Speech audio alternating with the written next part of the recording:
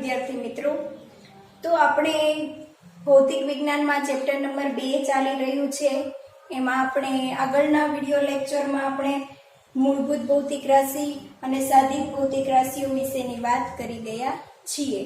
હવે ભૌતિક રાશિઓના પ્રકારોમાં આપણે એક ત્રીજો પ્રકાર જોવાનો છે, જે છે પૂરક ભૌતિક રાશિઓ. તો આપણે કાલે મૂળભૂત ભૌતિક રાશિ અને સાદિક ભૌતિક રાશિ વિશેનો અભ્યાસ કર્યો હતો. આજે આપણે પૂરક ભૌતિક રાશિઓ વિશેનો અભ્યાસ કરીશું. તો મૂળભૂત ભૌતિક રાશિઓ અને સાદિક ભૌતિક રાશિઓનો ઉપયોગ તો થતો હતો, પરંતુ પાછળથી બે નવી ભૌતિક રાશિઓનું સંશોધન થયું, જે છે સમતલ કોણ અને ઘન કોણ. તો આ બે જે પાછળથી જે બે ભૌતિક રાશિઓ મળી છે, સમતલ કોણ અને ઘન કોણ, તો આ બંને ભૌતિક રાશિઓનું પાછળથી નામ આપવામાં આવ્યું છે પૂરક ભૌતિક રાશિઓ. તો આજે આપણે પૂરક ભૌતિક રાશિઓ વિશેની વાત કરવાના છીએ. તો જોઈએ પૂરક ભૌતિક રાશિઓ.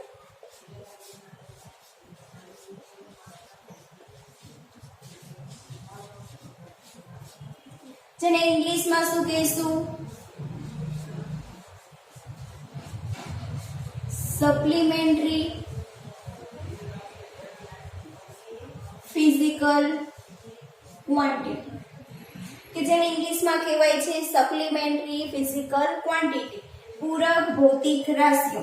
તો આ પૂરક ભૌતિક રાશિઓ છે એ મૂળભૂત ભૌતિક રાશિઓ અને સાદિક ભૌતિક રાશિઓ પછી પાછળથી બંને મળી આવેલી છે. તો પૂરક ભૌતિક રાશિઓ છે એ બંને મૂળભૂત ભૌતિક રાશિઓની જેમ કેવી છે? સ્વતંત્ર છે, કે જે બીજા ઉપર આધાર રાખતી નથી. તો આ જે પૂરક ભૌતિક રાશિઓ છે એ પૂરક ભૌતિક રાશિઓ આપણને કઈ કઈ મળી, એના એકમો અને એની સંજ્ઞાઓ વિશેની આપણે વાત કરી લઈએ. તો જોઈએ કે પૂરક ભૌતિક રાશિઓ કઈ છે. પૂરક ભૌતિક રાશિ, જેને ઇંગ્લિશમાં કહીશું સપ્લિમેન્ટરી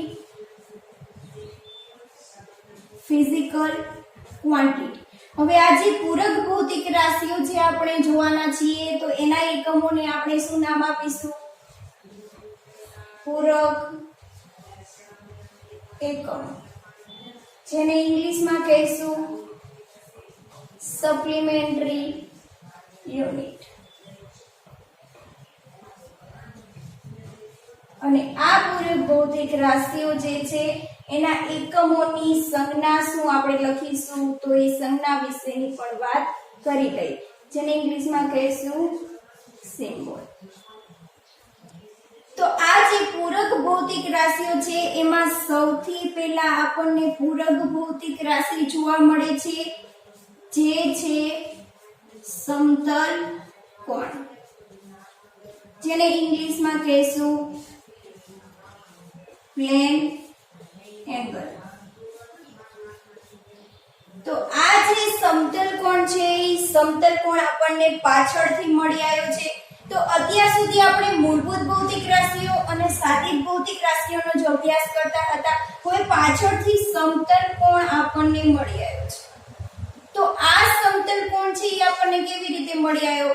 તો શરૂઆત આપણી નજર સામે એક આપણને દ્વિપરિમાણીય આકૃતિ વિચારવામાં આવી. દ્વિપરિમાણીય આકૃતિ એટલે શું? તો જો વિદ્યાર્થી મિત્રો, માની લો કે આ બે આંગળીઓ છે અને આ બે આંગળીઓ વચ્ચે જો એક તો આ તમને સ્ટ્રેટ લાઈન જોવા મળે છે અને એક આ સ્ટ્રેટ લાઈન જોવા મળે છે.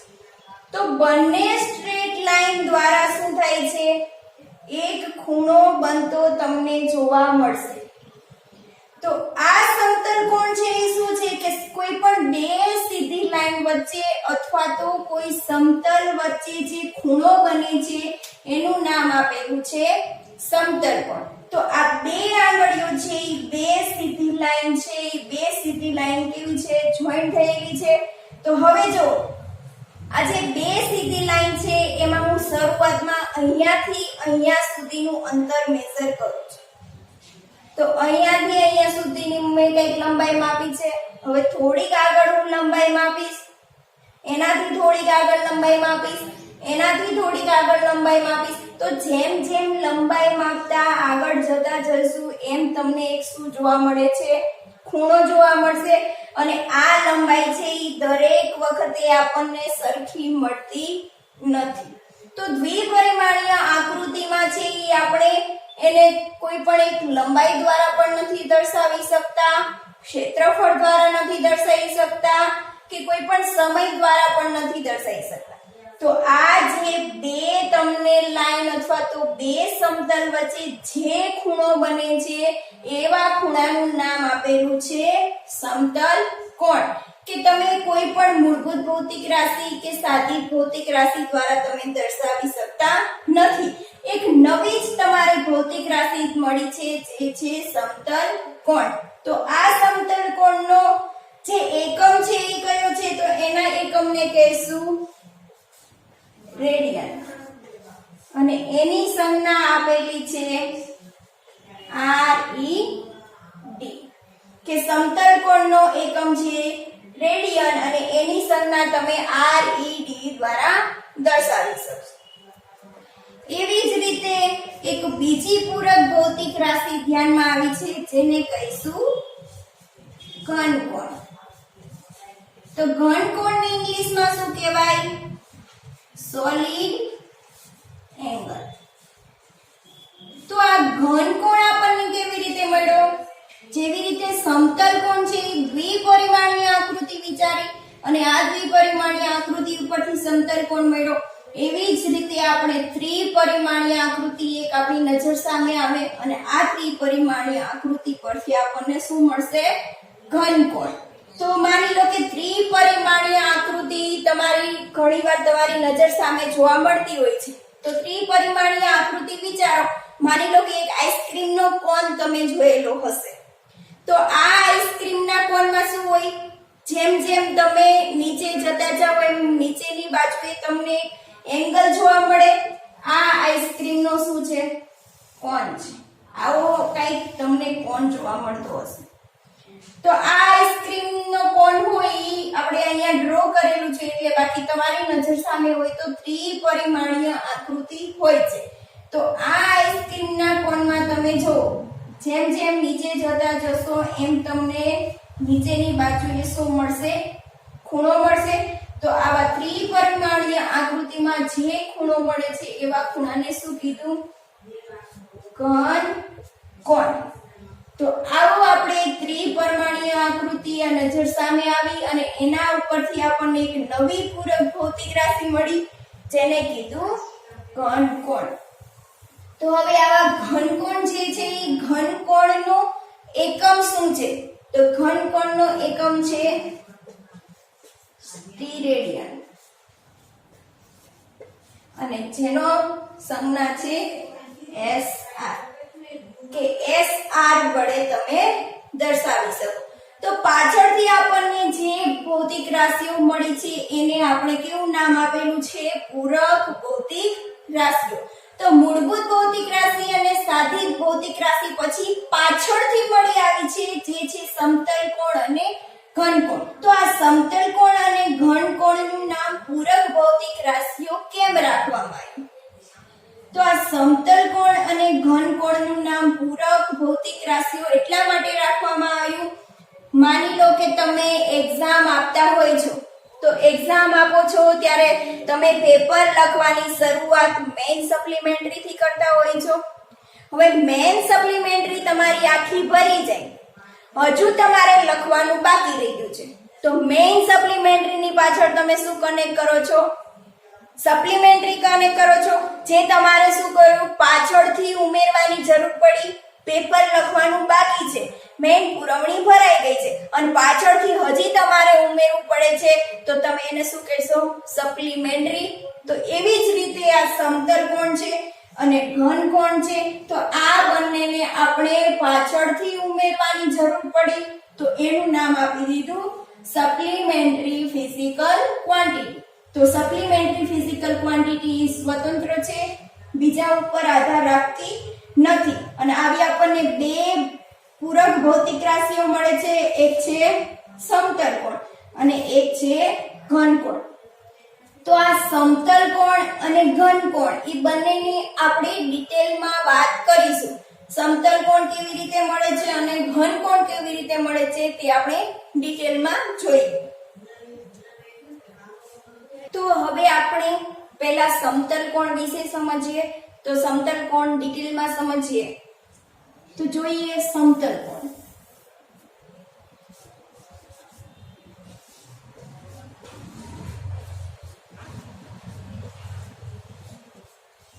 જેને ઇંગ્લિશમાં કહેશું પ્લેન એંગલ. તો સમતલ કોણ છે એ સમતલ કોણને આપણે શેના વડે દર્શાવીશું કે કોઈ પણ આપણે સમતલ કોણ દર્શાવવો છે, બે સમતલ વચ્ચે જે ખૂણો બને છે એ ખૂણાને દર્શાવવો છે. તો એને દર્શાવવા માટે આપણે શેનો ઉપયોગ કરીશું? D theta. તો સમતલ કોણને ડી થીટા વડે દર્શાવો.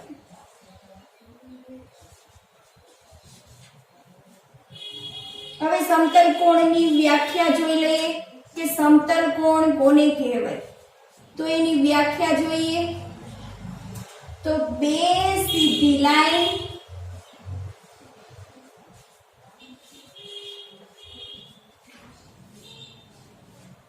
અથવા બે સમતલ વચ્ચે બનતા ખૂણાને બે સમતલ વચ્ચે બનતા ખૂણાને સમતલ કોણ કહે છે.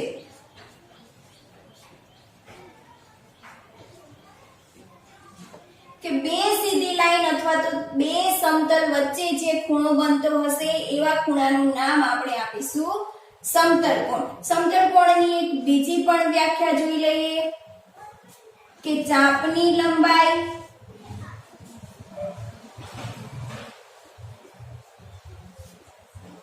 અને વર્તુળની ત્રિજ્યાના ગુણોત્તરને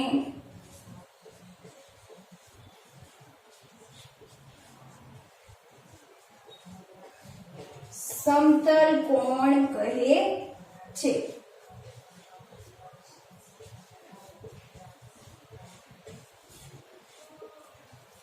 જે આપણે આગળ ઇક્વેશન લખીશું ત્યારે આપણને ખબર પડશે કે ચાપની લંબાઈ અને એની ત્રિજ્યાનો શું લેવાનો છે?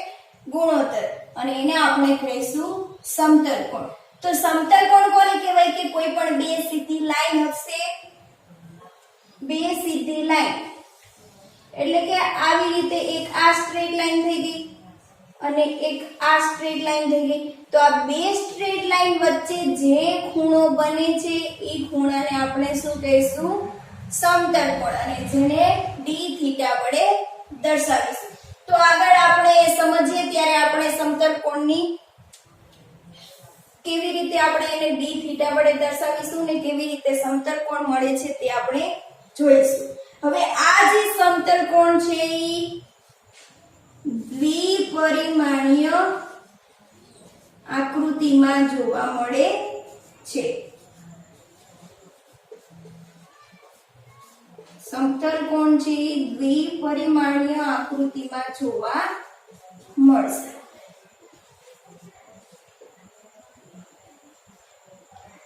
તો જોઈએ આપણે અત્યારે સમતલ કોણ સમજીએ છીએ તો આપણે કેવી આકૃતિ વિચારવી પડશે? દ્વિપરિમાણીય આકૃતિ વિચારવી પડશે. તો દ્વિપરિમાણીય આકૃતિ આપણે અહીંયા જોઈએ. તો દ્વિપરિમાણીય આકૃતિમાં એક વર્તુળ ધ્યાનમાં લઈએ. વર્તુળ છે એ કેવી આકૃતિ છે? દ્વિપરિમાણીય આકૃતિ છે.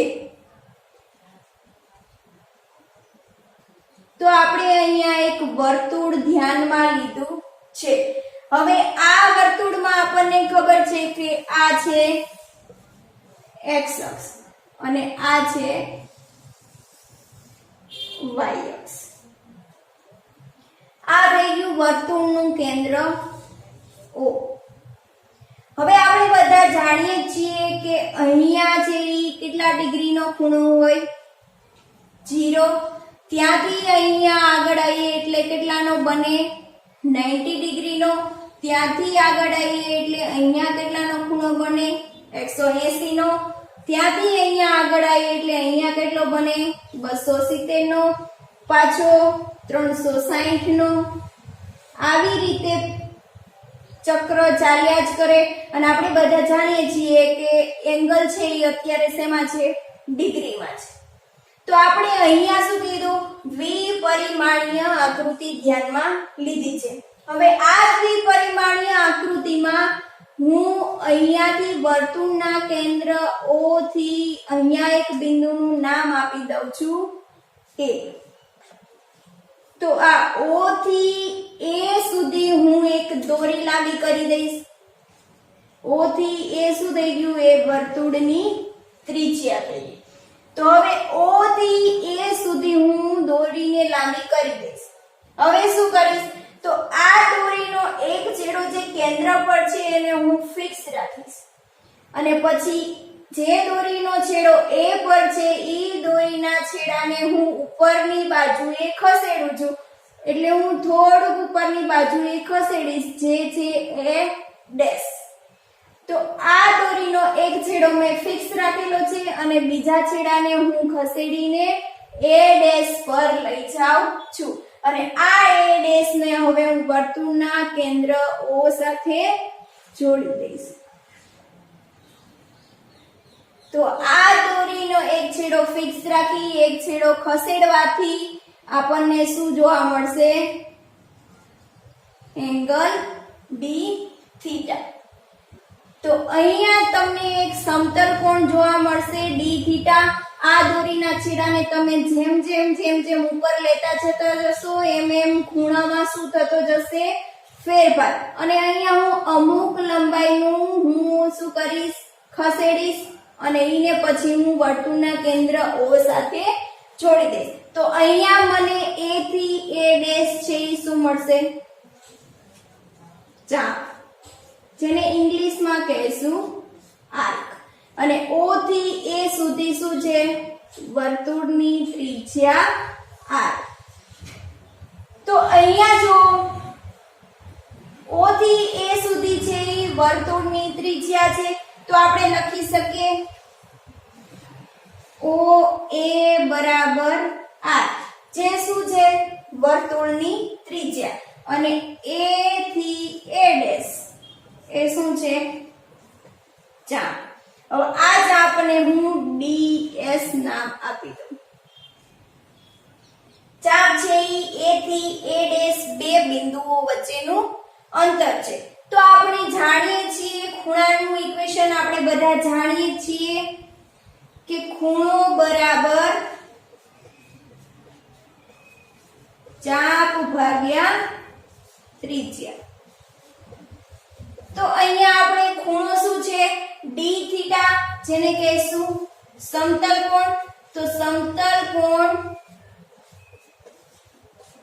D થીટા બરાબર ચાપ, જેને આપણે નામ આપી દીધું DS. અને છેદમાં શું છે ત્રિજ્યા, જેને ઇંગ્લિશમાં કહીશું એને કહીશું R. તો અહીંયા જો ચાપની લંબાઈ DS અને વર્તુળની ત્રિજ્યા R એ બંનેનો ગુણોત્તર, જેને આપણે કહીશું સમતલ કોણ. તો સમતલ કોણ શું થઈ ગયો D થીટા બરાબર DS ના છેદમાં R. હવે જો D થીટા છે એ અત્યાર સુધી છે ડિગ્રીમાં તમે ભણ્યા હશો, પરંતુ હવે આ D થીટા નું ઇક્વેશન આપણે લખી નાખ્યું. હવે એનો એકમ લખવો જરૂરી છે. તો આ DS શું છે DS છે A થી A ડેશ સુધીની લંબાઈ છે. તો લંબાઈનો એકમ શું થશે મીટર. R શું છે O થી A સુધીનું અંતર છે એટલે O થી A સુધીની આપણે લંબાઈ જ માપવાની છે. એ પણ શેમાં હશે R પણ મીટરમાં હશે. તો મીટરના છેદમાં મીટર બંને શું થઈ જશે કેન્સલ. તો d થીટા પાસે મીટરના છેદમાં મીટર કેન્સલ થઈ ગયું છે. તો આ d થીટા નો સમતલ કોણનો એકમ શું હશે? તો સમતલ કોણનો એકમ છે રેડિયન. આ રેડિયન શેના પરથી આવ્યો તે હમણાં હું વાત કરીશ. તો સમતલ કોણનો એકમ છે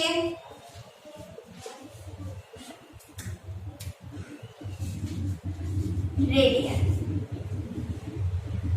તો સમતલ કોણને d થીટા વડે દર્શાવીશું. સમતલ કોણની વ્યાખ્યા આ સમતલમાં જે સમતલ કોણ d થીટા બને છે એનું ઇક્વેશન. તો ts d થીટા બરાબર ds ના છેદમાં r, જેને શું કહેશું સમતલ કોણનું સૂત્ર. હવે અહીંયા તમારે જો d થીટા છે ઈ તમારું શું છે સમતલ કોણ.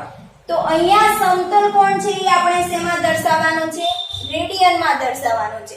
તો અહીંયા તમારે સમતલ કોણ છે ઈ 1 રેડિયન મેળવવો હોય તો એના માટે તમે શું કરશો? 1 રેડિયનની વ્યાખ્યા આપો એવું તમને કીધું હોય તો તમે શું કરશો? તો જોઈએ આપણે 1 રેડિયનની વ્યાખ્યા.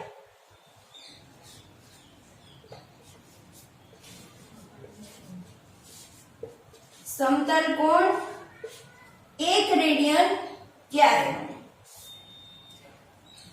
તો હવે સમતલ કોણ છે તમારે 1 રેડિયન કરવો છે એટલે કે d થીટા બરાબર તમારે શું કરવું છે 1 લાવવું છે. તો એના માટે તમારે શું કરવું પડશે? તો d થીટા તમે 1 ક્યારે લાવી શકશો? જ્યારે ds એટલે કે ચાપની લંબાઈ અને r એટલે કે વર્તુળની ત્રિજ્યા r અને ds બંને સરખા થશે ત્યારે તમે d થીટા બરાબર 1 લાવી શકશો. તો d થીટા બરાબર 1 રેડિયન લાવવા માટે તમારી પાસે ds અને r ના મૂલ્ય સમાન હોવા જોઈએ. તો 1 રેડિયનની વ્યાખ્યા આપીશું જ્યારે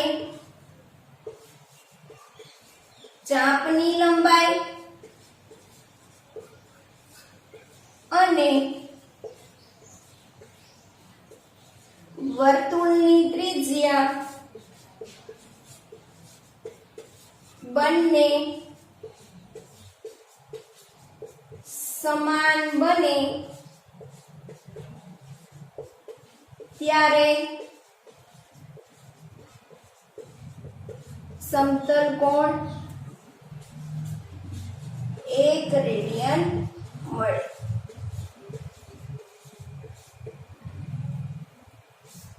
ચાપની લંબાઈ ds અને વર્તુળની ત્રિજ્યા r કે જ્યારે ds બરાબર r થશે ત્યારે આપણને ખૂણો કેટલો મળશે? d થીટા બરાબર 1 રેડિયન. તો અહીંયા જો d થીટા બરાબર ds ના છેદમાં r બરાબર. તો અહીંયા તમારી પાસે જેટલી વર્તુળની ત્રિજ્યા હશે એટલા જ વર્તુળની ત્રિજ્યાનું જેટલું માપ હશે એટલા જ માપની તમારે શું લગાવવી પડશે? ચાપ. તો માની લો કે અહીંયા મારી પાસે r બરાબર કેટલું છે 1 મીટર એટલે કે વર્તુળની ત્રિજ્યા 1 મીટર છે. તો હવે આ 1 મીટર ત્રિજ્યા છે તો 1 મીટરની જ હું શું કરીશ? ચાપ લગાવીશ. તો જ્યારે r બરાબર 1 મીટર હોય ત્યારે ds બરાબર 1 મીટરની ચાપ લગાવવી પડે. હવે r બરાબર 1 મીટર થઈ ગયું, ds બરાબર 1 મીટર થઈ ગયું. બંનેના મૂલ્ય કેવા થઈ ગયા? સમાન. તો d થીટા બરાબર શું લખશો? 1/1. તો તમને શું મળશે? 1. હવે d થીટા બરાબર 1 ખાલી 1 લખી શકો નહીં. કેમ ના લખી શકે? તો d થીટા શું છે? સમતલ કોણ છે, પૂરક ભૌતિક રાશિ છે. તો કોઈ પણ ભૌતિક રાશિને દર્શાવવા માટે આંકડાકીય મૂલ્યની સાથે એનો એકમ લખવો જરૂરી છે. બરાબર. તો અહીંયા છે d થીટા બરાબર 1 મળ્યું. મીટર મીટર શું થઈ ગયા? કેન્સલ થઈ ગયા. હવે એની પાસે છે નહીં, પરંતુ આ એકમનું નામ આપવામાં આવ્યું છે રેડિયન. હવે આ રેડિયન છે એ શેના ઉપરથી એનો એકમ આપવામાં આવ્યો છે? તો જોઈ લઈએ કે મારી પાસે r કેટલું હતું, 1 મીટર. ચાપ કેટલી લગાઈ? ds બરાબર 1 મીટર. હવે અહીંયા શું હતું? a બિંદુ છે, આ a ડેશ બિંદુ છે અને આ છે o. તો અહીંયા o થી a છે એ શું હતી? વર્તુળની ત્રિજ્યા. એવી જ રીતે a ડેશ અને o પણ શું છે? વર્તુળની ત્રિજ્યા r. તો r બરાબર શું લખીશ? 1 મીટર. અને અહીંયા જે એંગલ બને છે એ કયો હતો? સમતલ કોણ d થીટા. તો હવે આ રેડિયન નામ છે એ શેના ઉપરથી આપવામાં આવ્યું છે?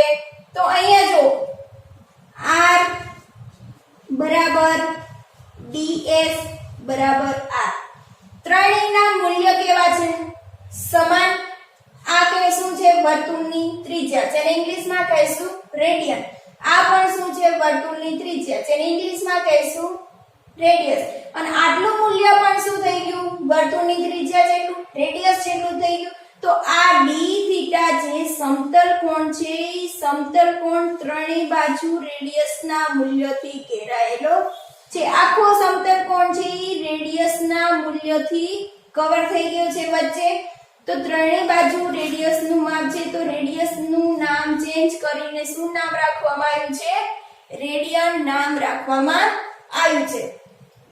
તો વિદ્યાર્થી મિત્રો, તમને સમજમાં આવી ગયું હશે કે સમતલ કોણ જેને d થીટા વડે દર્શાવાય છે કે જે બે સીધી લાઈન હોય અને બંને જ્યાં જોઈન્ટ થતી હોય, અથવા તો બે સમતલ હોય, બંને સમતલ જ્યાં જોઈન્ટ થતા હોય અને એના વચ્ચે જે ખૂણો બનતો હોય એવા ખૂણાનું નામ આપેલું છે સમતલ કોણ. અથવા તો ચાપની લંબાઈ અને વર્તુળની ત્રિજ્યાના ગુણોત્તરને શું કહે છે? સમતલ કોણ. સમતલ કોણ d થીટા બરાબર ચાપના છેદમાં ત્રિજ્યા, એટલે કે ચાપ અને ત્રિજ્યાનો ગુણોત્તર, જેને શું કહીશું? સમતલ કોણ. સમતલ કોણ આપણને શેમાં જોવા મળે? દ્વિપરિમાણીય આકૃતિમાં. કે કોઈ પણ દ્વિપરિમાણીય આકૃતિ હોય એમાં જે ખૂણો બનતો હોય એ ખૂણો છે એ સમતલ કોણ કહેવામાં આવે છે. સમતલ કોણનો એકમ શું છે? રેડિયન. હવે આ જે સમતલ કોણ મળ્યો છે એ સમતલ કોણનું ઇક્વેશન પણ તમારી પાસે છે કે ચાપ જે છે એ ચાપ દ્વારા જે ખૂણો બને છે એવા ખૂણાનું નામ આપેલું છે સમતલ કોણ. હવે આ જે સમતલ કોણનો એકમ રેડિયન છે એ શેનાથી મળે છે? ચાપથી. તો ચાપ દ્વારા જે ખૂણો મળે એ ખૂણો હંમેશા શેમાં દર્શાવવામાં આવે છે? રેડિયનમાં જ દર્શાવવાનો છે. પછી આપણે એક રેડિયનની વ્યાખ્યા આપી દીધી કે તમારે જે છે ઈ આ જે સમતલ કોણ છે ઈ તમારે 1 રેડિયન કરવો હોય તો 1 રેડિયન ખૂણો મેળવવા માટે તમારે શું કરવું પડે? તો 1 રેડિયનનો ખૂણો મેળવવા માટે તમારી પાસે વર્તુળની ત્રિજ્યા જેટલી લંબાઈની હોય એટલી ત્રિજ્યાનું જે માપ હોય એટલા જ માપની તમારી પાસે શું હોવી જોઈએ? ચાપ. બંનેના મૂલ્ય સમાન થશે ત્યારે તમને મળતો ખૂણો કેટલો મળશે? 1 રેડિયન. એના પછી આપણે વાત કરી કે આ 1 રેડિયન સમતલ કોણ કેવી રીતે મળે અને એનો રેડિયન એકમ કેવી રીતે આપવામાં આવ્યો છે તે. તો વિદ્યાર્થી મિત્રો, તમને સમતલ કોણ વિશેની વાત ખબર પડી ગઈ હશે. અત્યાર સુધી તમે 9મા ધોરણમાં અને 10મા ધોરણમાં જેટલા પણ ખૂણાઓ ભણ્યા છો, માની લો કે ચોરસમાં તમે ખૂણાઓ ભણી ગયા હશે કે ચોરસમાં શું હોય? ચારે બાજુઓ સરખી હોય અને એના દ્વારા જે 90 ડિગ્રીના જે ચારે ખૂણા હોય એ ચારે ખૂણાઓ પણ કેવા હોય? સમાન હોય. તો હવે આ જે ખૂણો છે એ જો આ ખૂણો છે એ બે છે લાઈન વચ્ચે બને છે, એવી જ રીતે આ ખૂણો બે લાઈન વચ્ચે બને છે, એવી જ રીતે આમાં પણ છે. તો અત્યાર સુધી 9મા ધોરણમાં અને 10મા ધોરણમાં પણ તમે જેટલા પણ ખૂણાની વાત કરી ગયા છો એ બધા જ ખૂણાઓ કેવા હશે? સમતલ કોણ. અને અત્યાર સુધી જે ખૂણાનું માપ તમે ભણ્યા છો એ બધા જ ખૂણાઓ શેમાં હશે? ડિગ્રીમાં હશે. અને અહીંયા આપણે જો સમતલ કોણ છે એ શેમાં મળ્યો? રેડિયનમાં. તો આ જે સમતલ કોણ છે એ આપણે રેડિયનમાં માપવાનો છે અને આગળ તમે ભણ્યા છો એ બધા શેમાં હતા? ડિગ્રીમાં. તો હવે જેવી રીતે આપણે સમયની વાત કરીએ તો સમય છે એમાં ઘણા બધા એકમો હોય છે. કલાક હોય, મિનિટ હોય, સેકન્ડ હોય. એક ભૌતિક રાશિ પાસે ઘણા બધા એકમો હોય છે અને આ જે બધા એકમો હોય છે એ બીજા એકમ સાથે રિલેશન હોય છે. કે માની લો કે સમયની વાત કરીએ તો સમયમાં શું હોય? 1 કલાક બરાબર 60 મિનિટ. તો આ શું થયું? કલાક અને મિનિટ વચ્ચેનો સમય. કલાક શું છે? સમયનો એકમ છે. મિનિટ શું છે? સમયનો એકમ છે. તો એક જ ભૌતિક રાશિ પાસે ઘણા બધા એકમ છે, પરંતુ આ એકમ છે એ એકબીજા સાથે શું કરતા હોય છે? સંબંધ દર્શાવે છે. એવી જ રીતે ડિગ્રી છે, ડિગ્રી પણ ખૂણાનો એકમ છે અને રેડિયન છે એ પણ શું છે? ખૂણાનો એકમ છે. તો આ ડિગ્રી અને રેડિયન એ પણ એકબીજા સાથે રિલેશન હશે, એકબીજા સાથે મૂલ્ય દર્શાવતા હશે. જેવી રીતે 1 કલાક બરાબર 60 મિનિટ થાય એવી જ રીતે રેડિયન અને ડિગ્રી વચ્ચેનો પણ સંબંધ હશે. તો એ જે આપણે આના પછીના વિડિયો લેક્ચરમાં ડિગ્રી અને રેડિયન વિશેની વાત કરીશું. તો સમતલ કોણ વિશેની તમને ખબર પડી ગઈ હશે. હવે આપણે આના પછી જોઈએ ઘનકોણની વાત કરીએ. સમતલ કોણની વાત કરી ગયા, હવે આપણે ઘનકોણની વાત કરીશું. તો જોઈએ ઘનકોણ. તો ઘનકોણને ઇંગ્લિશમાં શું કહેશું? Solid angle.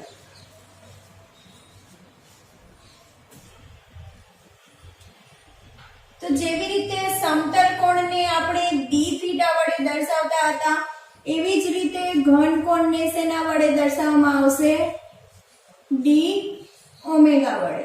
તો ઘનકોણને આપણે ડી ઓમેગા વડે દર્શાવીશું. હવે સમતલ કોણ છે એ બે પ્લેન વચ્ચે આપણને ખૂણો જોવા મળતો હતો અથવા તો બે લાઈન વચ્ચે ખૂણો જોવા મળતો હતો. એવી જ રીતે ઘનકોણ છે એ આપણને કેવી રીતે મળશે? તો સમતલ કોણ છે એ દ્વિપરિમાણીય આકૃતિમાં જોવા મળતો હતો, જ્યારે ઘનકોણ છે એ ત્રિપરિમાણીય આકૃતિમાં જોવા મળે.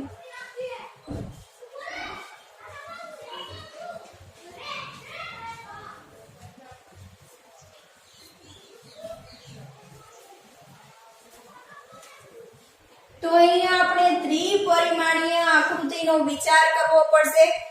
તો અહીંયા ત્રિપરિમાણીય આકૃતિ આપણે વિચારીએ તો તમે બધાએ વોલીબોલ જોયેલો હશે અને આ વોલીબોલ ઉપર ઘણા બધા પાર્ટ આવેલા હોય, ઉપર એવા પાર્ટ ડ્રો કરેલા હોય છે. તો આ વોલીબોલના ઘણા બધા પાર્ટમાંથી કોઈ પણ એક પાર્ટ તમે વિચારો કે વોલીબોલ છે એના ઉપર ઘણા બધા પાર્ટ હોય છે, એમાંથી કોઈ પણ એક પાર્ટ વિચારો કે આવી રીતે એક પાર્ટ છે. તો આ જે એક પાર્ટ રહેલો છે, આ એક પાર્ટ છે વોલીબોલમાં જે વચ્ચે કેન્દ્ર આવેલું હોય એમાં આવી રીતે એના બધા પાર્ટના ખૂણાઓ છે એ જોઈન્ટ થયેલા હશે. તો આ કેવી આકૃતિ થઈ ગઈ? ત્રિપરિમાણીય આકૃતિ થઈ ગઈ. તો વોલીબોલનો કોઈ પણ એક પાર્ટ વિચારો, એના બધા જ ખૂણાઓ છે કોઈ એક કેન્દ્ર સાથે જોડાયેલા હોય છે, જે ત્રિપરિમાણીય આકૃતિ થઈ ગઈ. તો આવી આકૃતિમાં જે વચ્ચે ખૂણો બને છે એવા ખૂણાને શું કહેશું? ઘનકોણ. આના સિવાય તમે એક બીજી ત્રિપરિમાણીય આકૃતિ વિચારો, જે છે આઈસ્ક્રીમનો કોન. આઈસ્ક્રીમના કોનમાં પણ શું જોવા મળે? વચ્ચે જે ખૂણો જોવા મળતો હોય એ ખૂણો કેવો હોય? ઘનકોણ. આ ઉપરાંત તમે તમારી નજર સામે કોઈ પણ એક કાગળનું ઓબ્ઝર્વેશન કરો. માની લો કે આ શું છે? કાગળ છે. અહીંયા શું છે? તમારી આંખ આપેલી. હવે આ કાગળનું ઓબ્ઝર્વેશન કરો છો ત્યારે સૌથી પહેલા તમે એ બી બાજુની જે કિનારી હોય એનું ઓબ્ઝર્વેશન કરો. તો આ એ કિનારી તમને અહીંયા દેખાય છે, આ બી કિનારી તમને અહીંયા દેખાય છે. તો આ એક શું થઈ ગયું?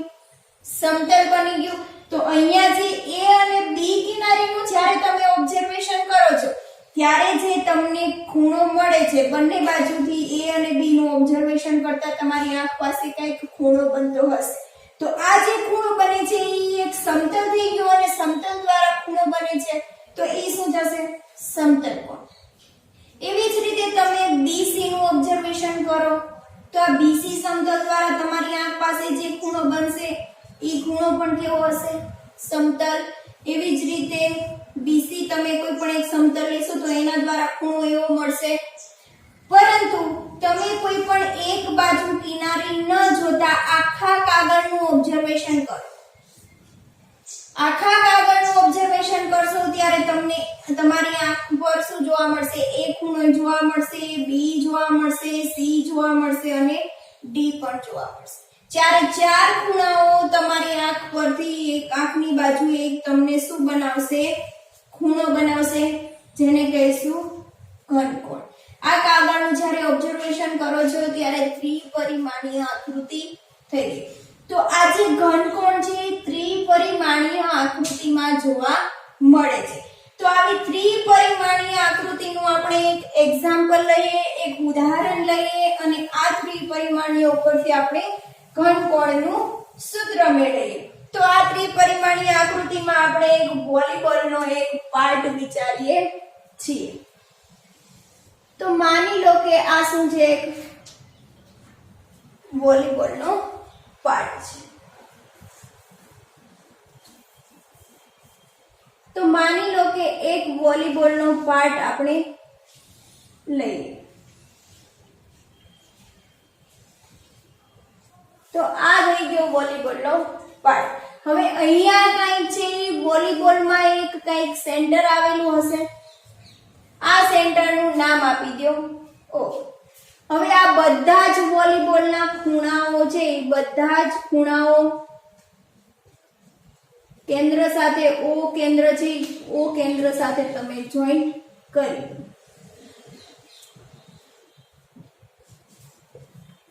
વોલીબોલના પાર્ટનું નામ આપી દો ABCD. તો આ ત્રિપરિમાણીય આકૃતિ થઈ ગઈ છે. હવે જો જ્યારે તમે AD નું ઓબ્ઝર્વેશન કરો છો ત્યારે O પાસે તમને એક એંગલ મળશે જેનું નામ આપી દો A' D'. હવે એવી જ રીતે તમે AB નું ઓબ્ઝર્વેશન કરો. AB નું ઓબ્ઝર્વેશન કરશો ત્યારે તમને આવો કંઈક એંગલ મળશે A', B'. પછી BC નું ઓબ્ઝર્વેશન કરો ત્યારે તમને એંગલ મળશે B', C' અને D અને C નું ઓબ્ઝર્વેશન કરો ત્યારે તમને એંગલ મળશે D', C'. તો આ ચાર બાજુઓ જે છે એ ચાર બાજુઓ દ્વારા તમને શું મળે છે? એક ખૂણો મળે છે. આ ખૂણો છે એ જો કોઈ પણ સમતલમાં બનતો નથી. જે ત્રિપરિમાણીય આકૃતિ છે એ આકૃતિમાં તમને જે વચ્ચેની સ્પેસ આવેલી હોય છે એ વચ્ચેની સ્પેસમાં ખૂણો બને છે. કોઈ પણ સમતલ ઉપર ખૂણો બનતો નથી. વચ્ચેની બાજુએ જે સ્પેસ છે એમાં ખૂણો બને છે. તો એવા ખૂણાનું નામ આપ્યું છે ઘનકોણ. અને આ A, B, C અને D એ શું છે? સપાટીનું ક્ષેત્રફળ. તો અહીંયા તમને ખબર પડી ગઈ છે કે ખૂણો છે કોઈ પણ સમતલમાં બનતો નથી. ત્રિપરિમાણીય આકૃતિમાં જે વચ્ચેની સ્પેસ હોય છે વચ્ચેની સ્પેસમાં તમને ખૂણો મળતો હોય છે. તો અહીંયા જે ખૂણો મળે છે એને કહી દઈશું ઘનકોણ. તો ઘનકોણનું સૂત્ર શું છે? તો જોઈએ ઘનકોણનું સૂત્ર.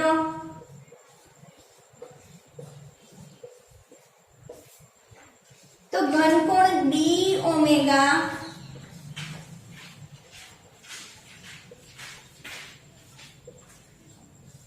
બરાબર જે તમને આ જે તમારી સપાટી છે ગોળાની જે સપાટી છે એ સપાટીનું ક્ષેત્રફળ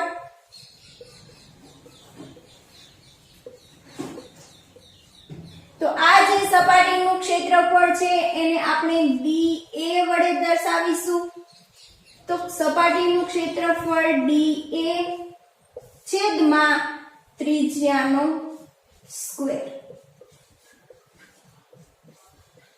તો આ ત્રિજ્યાને r વડે દર્શાવીશું તો r સ્ક્વેર તો તમને ઘનકોણનું સૂત્ર શું મળશે d ઓમેગા બરાબર dA ના છેદમાં r સ્ક્વેર તો આ છે તમારું ઘનકોણનું સૂત્ર હવે અહીંયા જો અહીંયા શું છે dA છે એ શું છે સપાટીનું ક્ષેત્રફળ તો આ ક્ષેત્રફળનો એકમ શું થશે મીટર સ્ક્વેર એવી જ રીતે અહીંયા r સ્ક્વેર ત્રિજ્યાના સ્ક્વેરની વાત થઈ છે તો r છે એ ત્રિજ્યા છે ત્રિજ્યાને મીટરમાં લખાય અહીંયા સ્ક્વેર છે તો છેદમાં શું આવશે મીટર સ્ક્વેર બંને શું થશે કેન્સલ તો અહીંયા શું છે મીટર સ્ક્વેર કેન્સલ થવાથી આપણી પાસે જે ભૌતિક રાશિ ઘનકોણ છે એ ઘનકોણ શું થશે એકમ રહિત થઈ જશે પરંતુ આપણે જાણીએ છીએ કે કોઈ પણ ભૌતિક રાશિનું માપન છે એ આંકડાકીય મૂલ્યની સાથે એકમ લખવો જરૂરી છે તો આ ઘનકોણનો એકમ શું લખીશું t રેડિયન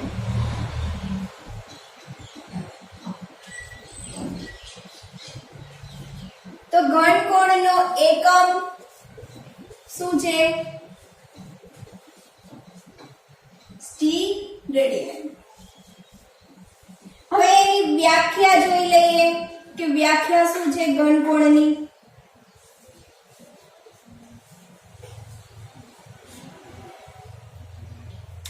તો એની ઘનકોણની વ્યાખ્યા છે ગોળાના કેન્દ્રની સાપેક્ષ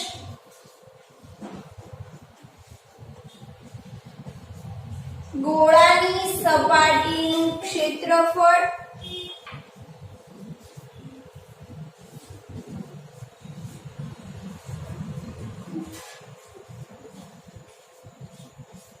dA અને ગોળાની